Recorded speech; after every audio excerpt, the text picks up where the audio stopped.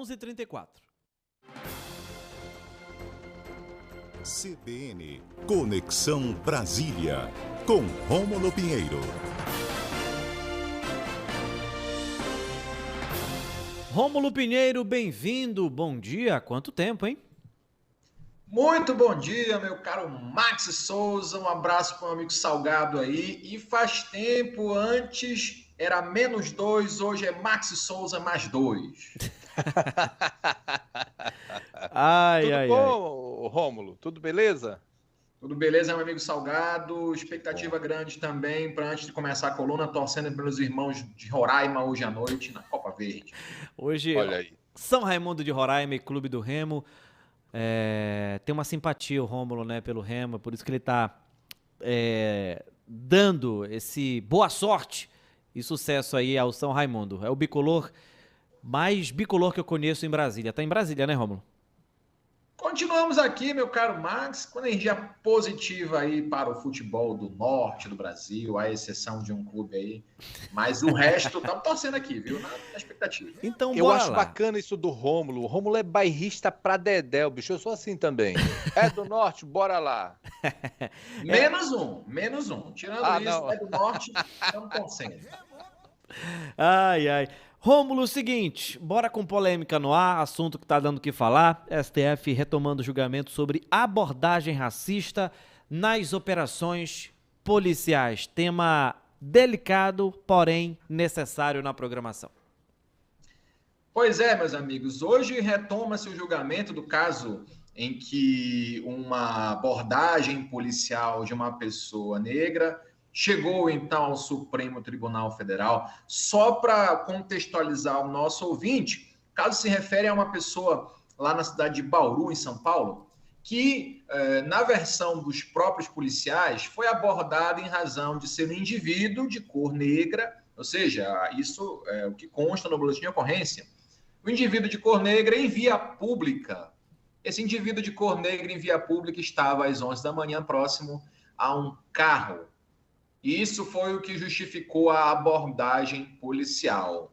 É claro que as informações também indicam que se tratava de um local conhecido por haver tráfico de drogas, mas a atitude suspeita que levou a essa busca pessoal foi, nas palavras dos próprios policiais, indivíduo de cor negra próximo ao meio-fio, abordando ou então conversando com alguém dentro de um carro.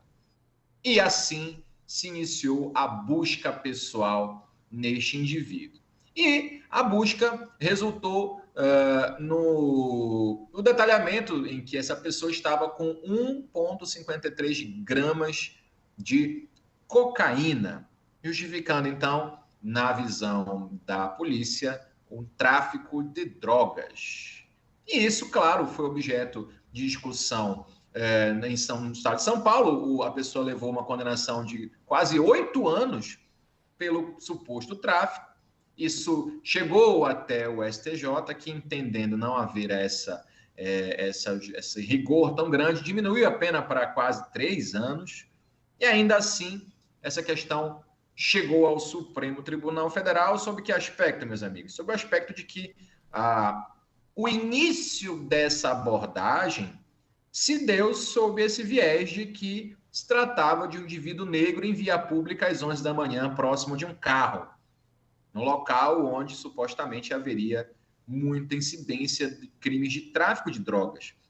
Então, na verdade, o que se discute é se é possível, então, anular uma prova ou conjunto de provas com base nesse viés em que se foi informado que a atitude suspeita do indivíduo é porque ele estava em pé em via pública no local próximo em que havia tráfico de drogas. É importante ressaltar que o próprio Código de Processo Penal, a lei penal no Brasil, ela determina, autoriza essas buscas pessoais.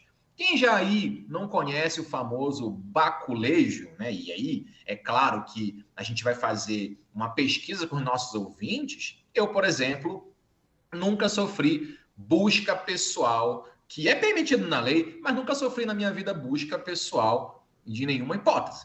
Não sei se é o caso dos nossos ouvintes, e aí daqui a pouco a gente pode lançar essa pergunta, mas essa questão da abordagem baseada em perfilamento racial, ou seja, já atingiu cerca de 45% de pessoas negras e apenas 7% de pessoas brancas, de acordo com estudos levantados pelo Instituto de Defesa Criminal no ano de 2022.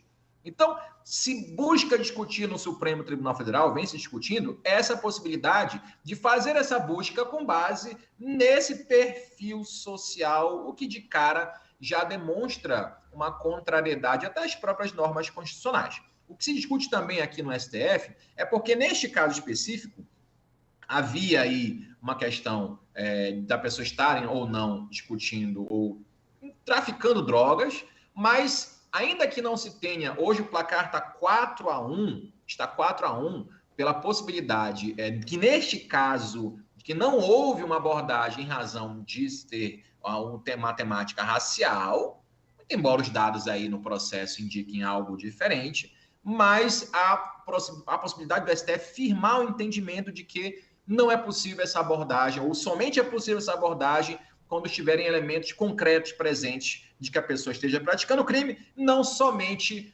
por uma questão da cor da pele somado ao local de eventual traficância, o que nos mostra, talvez, eu acho que uma abordagem, sim, claramente racial, mas agora a bola está com os ministros do Supremo e fica a expectativa para o julgamento finalizar hoje à tarde.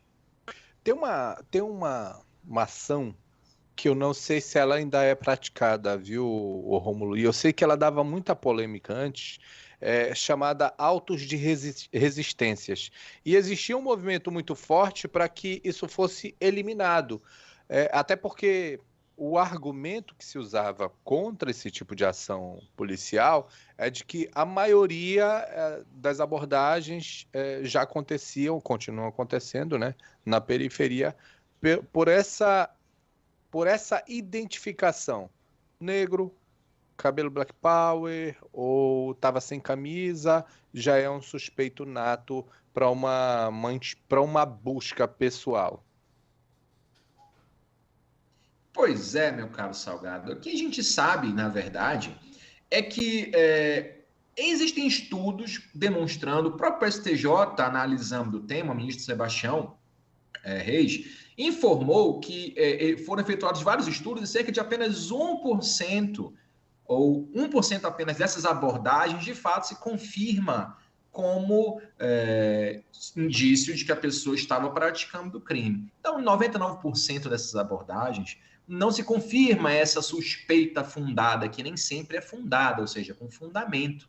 E aí se levanta uma outra questão. Dentre o percentual de pessoas abordadas, é muito fácil de perceber que, por estudos científicos e também pela questão da experiência pessoal que nós aqui temos, que o número de pessoas abordadas é muito maior dentre essas pessoas que são negras ou pardas ou indígenas, enfim, há uma percepção clara de que isso tem, sim, um viés de perfilamento racial. E é claro que, muito embora o STF sustente uma definição, uma tese mais forte de que só pode haver essa busca pessoal com essas fundadas suspeitas, aquilo que o STJ já falou, que a própria Constituição informa, é muito difícil na vida prática, então, determinar esse critério, até porque a autoridade que vai fazer essa busca, em geral, não menciona, como esses policiais mencionaram claramente, em geral não menciona que a busca se deu em razão da cor da pele, mencionam-se outros motivos.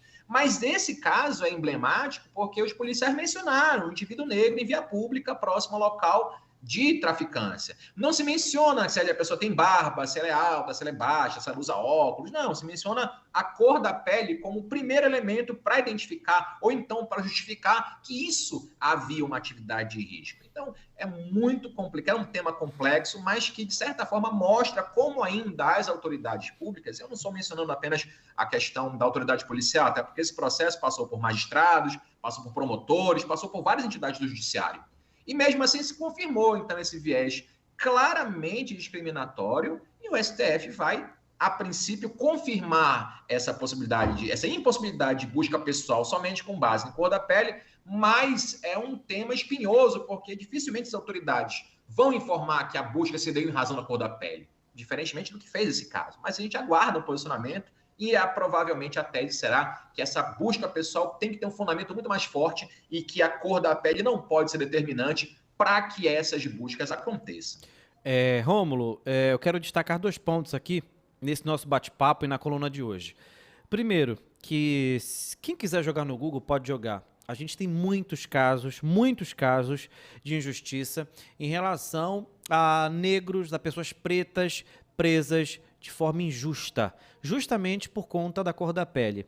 Algumas pessoas que vão fazer um reconhecimento, por exemplo, numa delegacia, pelo fato de uma pessoa, provavelmente negra, parda, preta, tenha cometido um crime. Só que essa pessoa não foi pega, essa pessoa, vamos supor, que conseguiu fugir. Mas se a polícia consegue capturar qualquer pessoa negra afirmando que ela pode estar envolvida, a pessoa vai lá e confirma, é induzida ao erro, ou por ser racista, ou por ter sido induzida a confirmar que aquela pessoa negra justamente tenha cometido um crime. Então, a gente tem uma série, não são poucas prisões de forma injusta, a gente tem uma série de prisões aqui no Brasil, com reportagens especiais no Fantástico, Globo News, afirmando essas injustiças e trazendo vários casos. Outro ponto que eu quero colocar aqui, é o suspeito padrão. O que é o suspeito padrão? Infelizmente, é um termo que a gente coloca dentro da realidade hoje. O suspeito padrão, infelizmente, por termos uma sociedade racista, se a gente vê um preto correndo na rua, eu coloco a gente questão de exemplo, tá bom? Se a gente vê um preto correndo na rua, as pessoas imaginam que é um assalto. Não podem imaginar que essa pessoa está praticando um esporte, está chegando atrasada num compromisso, pode estar correndo da chuva. A gente não sabe disso. Em contrapartida, se a gente vê alguém de paletó, alguém branco, alguém fazendo isso, será que vai ser suspeito? A gente precisa quebrar essa questão do suspeito padrão para a gente começar a pensar um pouco melhor e agir na sociedade, porque, infelizmente, estamos batendo numa tecla necessária, porém, a passos lentos, passos curtos, mas a gente está aqui para isso, né, Rômulo e Salgado? Pois é, Max. A gente comenta aqui as questões processuais, a gente comenta a atitude das autoridades policiais, das autoridades judiciárias, mas isso também parte muito pelo ponto que você tocou, que foi muito importante, que é também a cultura do povo em geral. Nós, como cidadãos em geral, ainda temos essa carga muito alta de preconceito contra esse grupo de pessoas, e que enquanto isso não for modificado, o judiciário reflete apenas aquilo que o cidadão comum já pratica no dia a dia contra essas comunidades. Isso precisa ser finalizado de alguma maneira, isso tem que mudar. Bom, é isso. Salgado, Rômulo, não, na verdade eu ia agradecer o Salgado, agradeço pelo debate também, né, Salgado, mas Rômulo, brigadão pela participação, é sempre um prazer ter você aqui durante a programação, tá bom? Não vai secar muito hoje, viu? Imagina. Hoje a gente vai acompanhar o esporte, acompanhar as notícias e torcendo pelos nossos irmãos roraimenses com muito sucesso hoje. Valeu, amigo, até a próxima. Até a próxima, semana que vem. Tchau. É isso, Salgado. 11h48.